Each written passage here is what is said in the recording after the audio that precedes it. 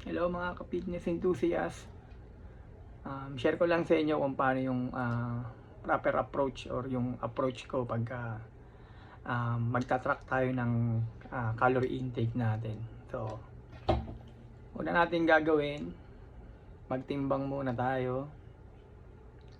And then, kung kilogram, ta-times nyo po yan sa 2.2 para maging pounds.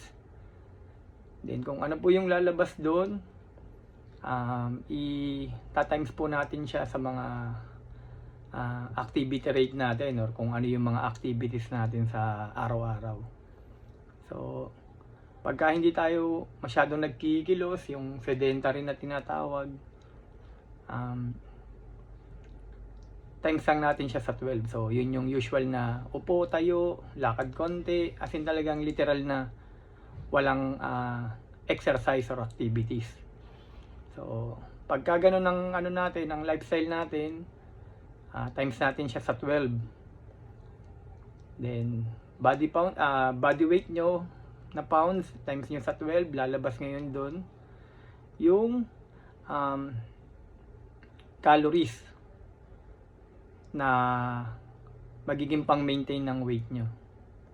So, pagka meron naman tayong light activities, katulad ng nagte-train tayo ng at least 3 to 4 times a week, ang gagawin natin, ta-times natin siya sa 14. So, kung ano yung lalabas dun, yun yung pang-maintain ng weight nyo. Yun yung calories na pang-maintain ng weight nyo.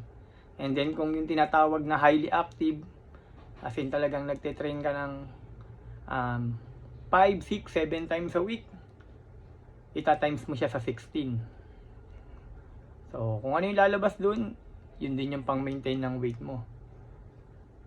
Then, magdidepend tayo ngayon kung ano yung fitness goal ng isang tao. So, kung ang fitness goal nyo, mag-increase ng weight, yung lumabas na calories doon, yung pang-maintain ng weight nyo, kadagdagan nyo siya.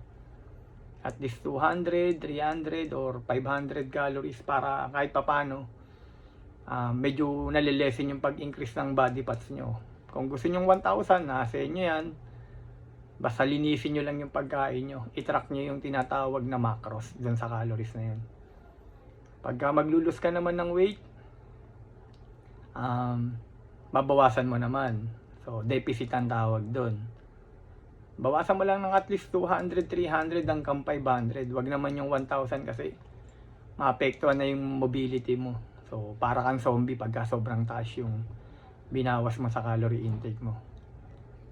So, yun yung pinaka tawag ito, proper approach.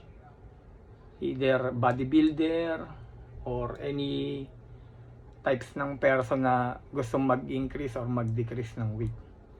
Pag gusto mo naman mag-maintain, yung tinatawag na, for example, medyo mataas yung body fats, pero ayaw mong mag-lose ng weight, i-maintain mo lang yung calories na lumabas doon. Linisin mo lang yung pagkain mo kasi yung pagkain talaga magdadala dyan. So, susunod, tatry natin i-track kung paano naman magpasok ng pagkain dun sa calories na kailangan ng katawan nyo. Kung nag-i-increase ba kayo ng weight or nagdi-decrease ba kayo ng weight. So, yun lang muna. Maraming salamat.